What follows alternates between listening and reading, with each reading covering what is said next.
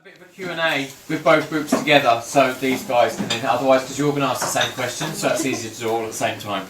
I'm sure you've all got burning questions you'd love to ask about the show. Anything. I'll tell you. Anything at all. Actually, we'll start with yours, because that was the... It's a big question, wasn't Yeah. it? So are the names drawn out of a hat as to who you get partnered with? No. As they book the celebrities through the year, they have an idea of who they would like them to dance with, and then on the launch show you see that we do the opening or the closing number of the launch show is all the celebs and all of the pros dancing together after you've met the partner. We actually put that together about a week before. The person who's choreographing that does not know who is supposed to have who, so they just put random people, and the producers then are watching really carefully about who has great interaction, height, chemistry, all sorts of stuff. They're looking for all of these kinds of things, and we do not know who we have as a partner until that day. It's a pre-record, so we actually find out. It doesn't get shown on TV, but on that pre-record we do not know who we've got. It is Oscar-worthy performances. And I'll be the first to admit, when I got Lisa, I just went, oh my gosh, what am I going to do? But I'm going, yeah, this is amazing, woo! But then inside I'm just going, oh. And I said that to her, and she said, look, she said, I think everyone in the country thought she was going to be the joke contestant of the series, just based on her size. And she said to me, I wanted to come in here and prove that you don't have to be a certain size to be able to dance. And I said my words to her, well, you should never judge a book by its cover. And now that's the title of her book. And she dedicated the book to me. She dedicated her book to me. It was so lovely, yeah. She's my best friend. Some amazing things happen when you work on that show. I was very lucky to get Lisa. Do you get to pick the songs that you're going to dance to, or do you have to put your dance to the song that you get given? There's kind of a crossover where we have an idea, producers have an idea, and we end up with something completely different because we argue over it. But at the beginning of the year we submit a whole load of songs that we would like to dance to. Then of course they get given to everybody else. So there were some very odd choices this year. I found it really weird. Very, very strange choices. But I felt that there were some people dancing a cha-cha to what would have been a tango music, or vice versa. That's what I wondered, if you were given the song. They would have been given it, because there's no way a pro would have said, I want to do that to that. Yeah, there were a few weird ones. That makes it really harder then. How would you cope with doing that? Because the nice playoff with Trent this year, unfortunately when they went out, and I think that had a big thing to do with it. What was it? It was cha-cha-cha she went out on. Yeah. They put some illegal moves in, which Len didn't like, yeah. And he got told off well and truly for that, and I think that helped for them going out. So then how would you play with the, right, do I chance my arm? If this is going to get me the better score, do I put in my illegal moves, or do I do what's going to go well with the judges? How do you weigh that up? I think her foot actually came off the floor, but it wasn't a choreographed lift. Right. Like he's obviously, she's either gone too hard or he's pulled her too hard, and as he's done that, he's actually lifted her off the floor. There weren't choreographed lifts, right. But Trent's fault was that he bit back. Yeah. Yeah, never bite back. Especially when you do. Yeah. But Brendan does that all the time. He bites back, but he's better now. Yeah, he's better. It's a tough job for us because, like, for example, when I first danced with Lisa, we did that jump and she caught me. That's a lift in a cha-cha, but no one mentioned it. So some people get away with it, some people don't. But like I was saying, I think it was to you a minute ago, it's an entertainment. They've got to remember it's an entertainment show, not as much a dance show. So it's all about the entertainment sides of it. Like some of the judges' comments, I'm just going, what? But we just take it on the chin. We have to, kind of really. Are the comments scripted that they say? To a degree. To a degree, because of course, I think I don't know this 100%. I think the judges watch the dress rehearsal on TV in a room somewhere, and then they start writing their notes and things, because you can't come up with that amount of stuff that quickly. And I'm sure that happens on all the shows, all different, like Dancing on Ice, all that kind of stuff. They must all do the same. But then, of course, if somebody falls over in the middle of the dance, they have to come up with something to match what's said, so things do change, and that they're very good and quick at covering it up. But what you don't realise is on their desk there's 4 pads with numbers 1 to 10, and they have to push the button with the score 15 seconds, I think, before it finishes. They normally push it. Oh, really? So then they're screwed if they push 10 and then they fall over in the last couple of minutes. That has happened before.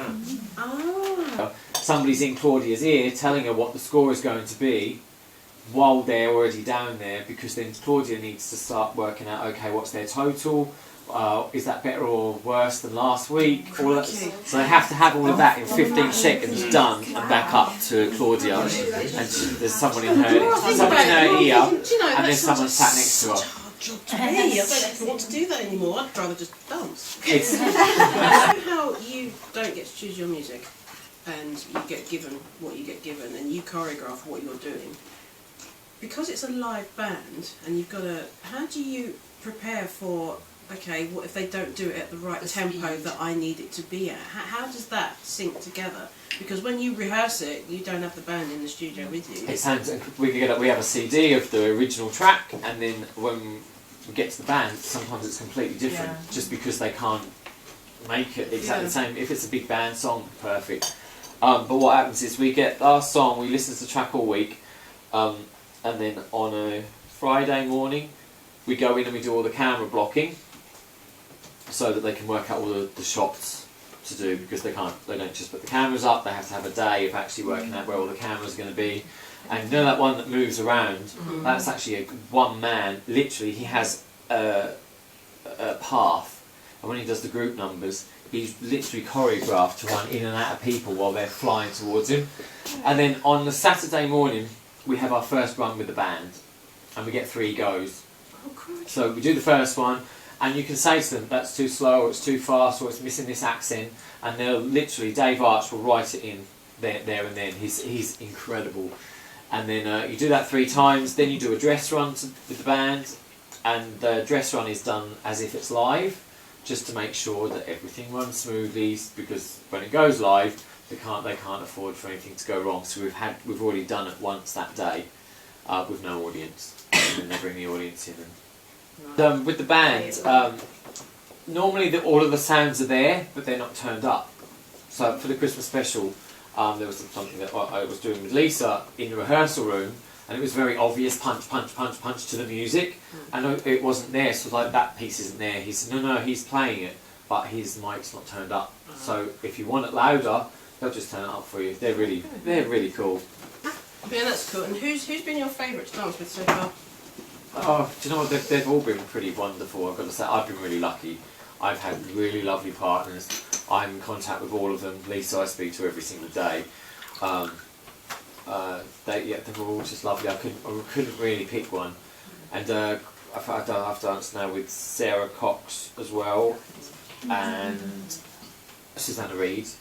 I won the Children in Need special with her. Yeah, that's right. And now I've got my new The People Strictly coming up. And I can't tell you who I've got. I was about to tell you who I've got. I've got an incredible lady, and it's all for comic relief, and it's people that have raised ridiculous amounts of money for charity or do incredible things. This one guy lost his leg in Afghanistan, and the stories, it's going to be a real tearjerker, but at the same time it's given them the experience of a lifetime to actually, it's exactly what the celebs would go through when they come into Strictly. They get the makeover, they get it's amazing. I can't wait for tomorrow because it's their makeover day. If you had danced this year, who would you like to have had as your celebrity partner? Well, Trent replaced me, but I wouldn't have got Pixie. I wouldn't have got Pixie because she's too tall for me. I'm only 5'8.5", 5'9", and Pixie actually is here. She doesn't look that tall, actually. But Trent's really tall. Yeah.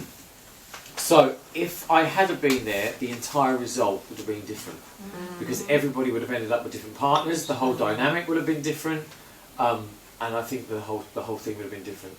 I think Simon and Christina would have won if I was there, because it would have all been everything else would have been different. It's all because of height. Did you think Caroline was the worthy winner this year over Simon and Christina? I Yes. know she's your partner, but yeah. Yeah, do you know what? I mean, it's tough because Caroline was already quite a heavily trained dancer. I didn't realise she was that heavily Um, trained. but at the same time, Frankie's mother was a ballroom dance teacher. Simon obviously's done stuff with Blue, and Mark went to Sylvia Young for 10 years, which nobody ever said. So all the finalists had actually had dance experience. How do you feel about it when they've had experience over those that have no dance experience at all?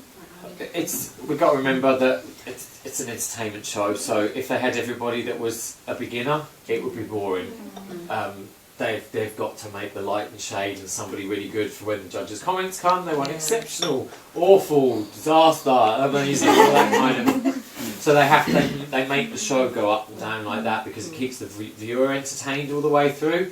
If they did it all just on a plain, or everybody did the cha-cha-cha, or everybody was just a beginner, the public would switch off because it doesn't give it that excitement. It needs that up and down. So the reason we actually kept watching this series is to see when Judy Murray finally... And what a way to go out.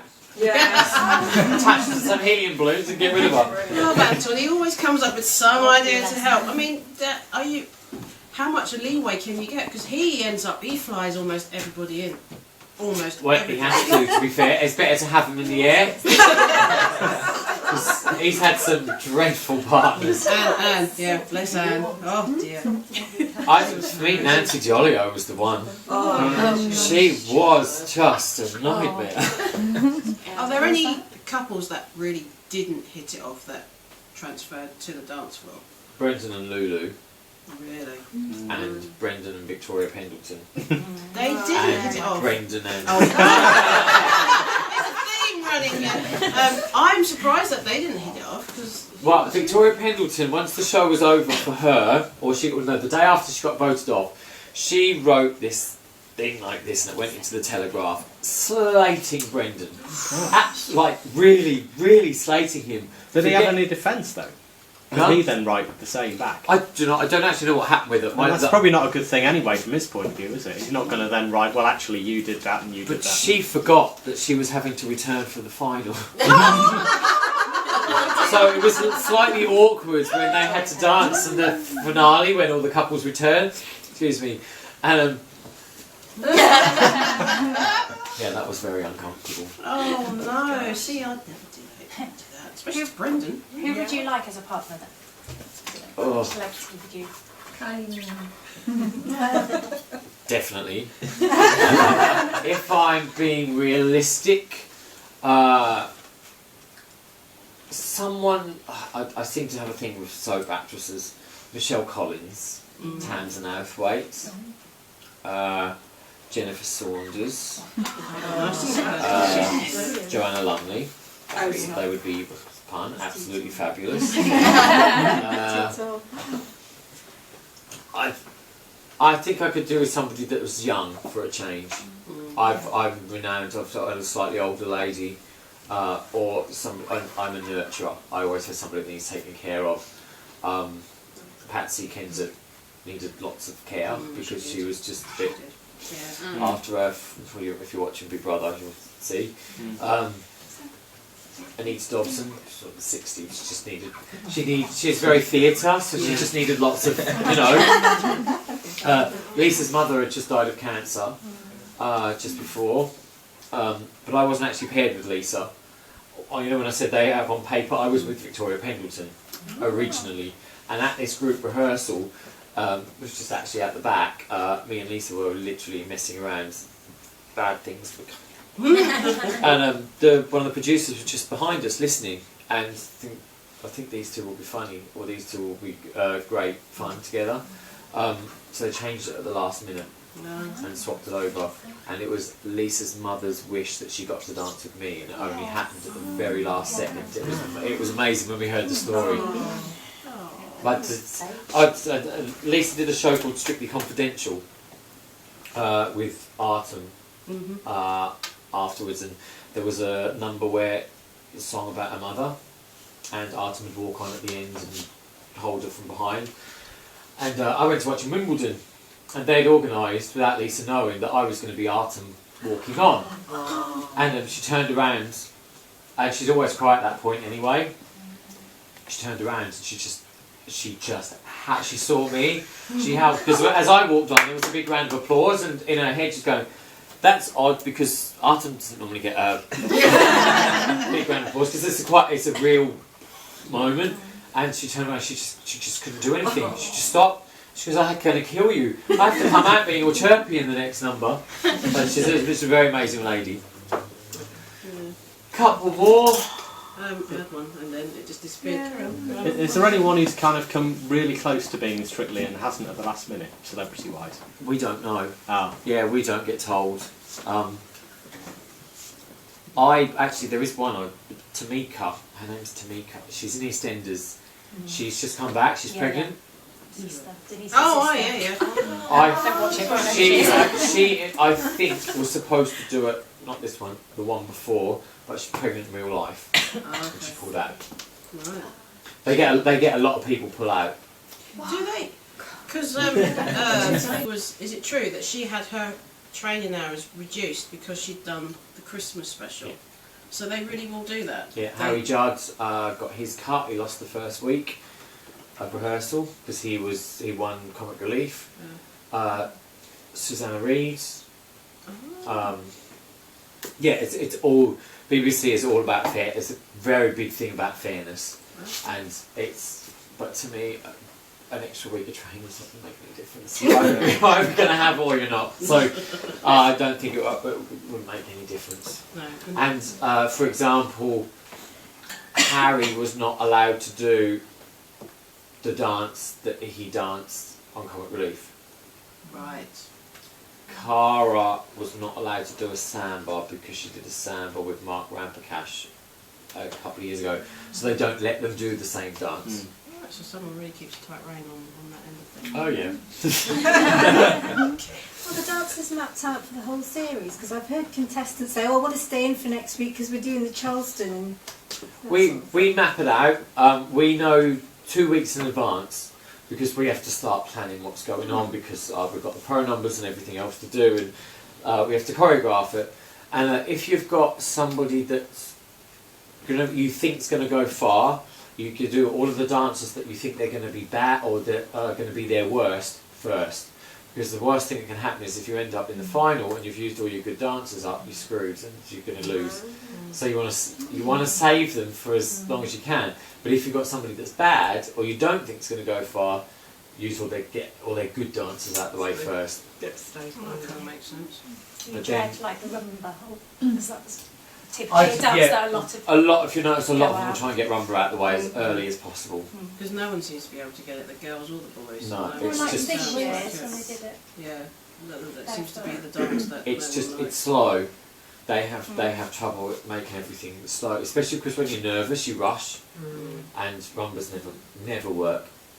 So why do they keep it in if Because no it's one drama, can... isn't it? It's one of our 10 ballroom or Latin dances. Well, we have in the competition world we have 5 ballroom and 5 Latin. We choreograph all of those ourselves.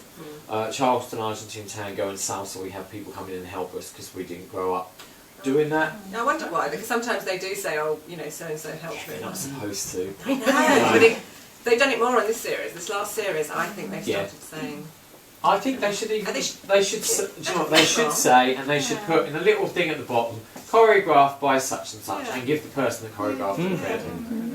So when do you get to do all of your pro bits? Because you've got to choreograph all of your bits and got to help you do. We did it in August.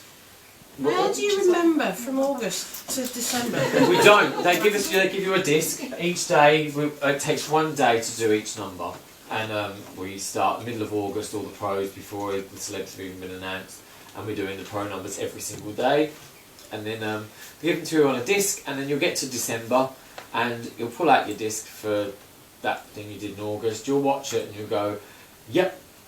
That's me dancing, but I never done that in my life." So you have to, Sunday nights, you have to not only choreograph your own dance for the next week, you have to redo your pro number at home on your own, and you've got about 2.5 hours on Monday morning and everybody's there from like 7 AM on the Monday morning. Because what happens is we have to go and live where our celebrity lives. For example, Alison Hammond lives in Birmingham. So Ali Ash would have to come back to do the pro number, then come back up to Birmingham, then have to go back to do It Takes Two, then come back here. I was in Taunton in Somerset with Deborah.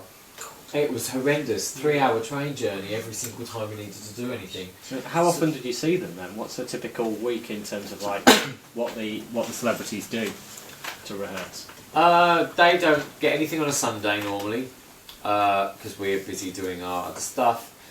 And it's the result show. It always feels flatter than the live one, doesn't it? Always. We've been there since 7 a.m. Yeah. And we're filming that result show at 11 o'clock at night. Yeah, that's what I thought. And you'll notice everybody's got bags under their eyes on the result show. Everybody's exhausted. Yeah. It's a really, really long day. Mondays we do pro numbers until lunchtime, and then everybody scuts off to their partners. Unless you're on It Takes Two, and then your celebrity has to come into London so that you can do It Takes Two. But It Takes Two takes a half a day out of your training, because you've got to get from your training to It Takes Two. You need to be there 3 hours before they do the live show, because the girls have to go hair and makeup, then they want to film you doing BTs and stuff, these little stupid games and things that they do, because they need it to make the show work, and we hate it. And because It Takes Two are always there. Can you say something for It Takes Two? No. But this year I worked on It Takes Two, so I was on the other side. I feel so sorry for them. I never speak to them. And yeah, with all the press things you've got, and I think I was saying to the guys upstairs, halfway through the competition, there's half the amount of people. So you're needed for more press, you're needed for more things on It Takes Two, so you end up with about 2.5 to 3 days to actually do your dance for the week. And people think you've got a whole week, but you've only got So you really do, because like with Frankie, who was on tour, so who was that? Kevin was all, I forget, sorry, I don't remember. So Kevin was he literally following her round? Oh, that's just horrid. Do you just do whatever hours then? Or could you be like 11 PM at night, midnight, still going? What's his name? Ashley Taylor Dawson, Yeah. last year. He was filming Hollyoaks up until 9 o'clock, and then he would go to rehearse from 10 until 2 a.m. He just had a baby. He was, the most exceptional one was Susanna Reid. She was doing BBC Breakfast in Manchester. Then training, 3 kids, school run. Do not know how that woman did it. It was like she didn't sleep. Probably. She just. That hurts. It was a miracle that she made it through to the end, because I thought she was just going to crack, because she was just doing so much. Personal one. Is there really a problem with the BBC and James Jordan? Yeah. Just checking. So will we not be seeing Ola next year then? Because I have noticed Ola disappeared, just slightly disappeared. Seems to. Well, actually, no. This is out there, so I can tell you. She called in sick. James called in sick for Ola the week that they did the pro disco number, and while she was sick, she was rehearsing for the jump, and she broke her leg. So she broke contract, like not very happy with everybody, because what had happened as well, Ola couldn't come back for the final, so she was still. But she was actually in the final at one point, if anybody noticed. She was in the Take That number, because we filmed that 3 weeks before. But thankfully she dyed her hair already. Yes. So she looked like Joanne Clifton or something, because they all start to look the same. I don't. James definitely won't be back. I mean, I think he made, going on Big Brother, I think he made his... Yeah, that kind of, see, that's what turned it. Seeing some of the things that go up on Twitter, I was like, I think you burnt your boats there. He's gone really angry, hasn't he? He's gone really angry, I don't get that. He's gone, there's something, I don't know, I don't like what the change is, but... No, I don't think Ola will be back. I think her dancing career is in jeopardy anyway, because she's had a really, really bad fall. It's a shame. But she shouldn't have been skiing. I just don't know why anybody would have done that. I would never, ever, ever, if they asked me to do the jump, even if it was on a different thingy, I would never do it because all it takes is one and you're gone. Yeah. So she's on deal. Right. Yes. Thank you very much, Thank you. Group 1. That's a bit more friendly way of calling it. Oldies. Now it's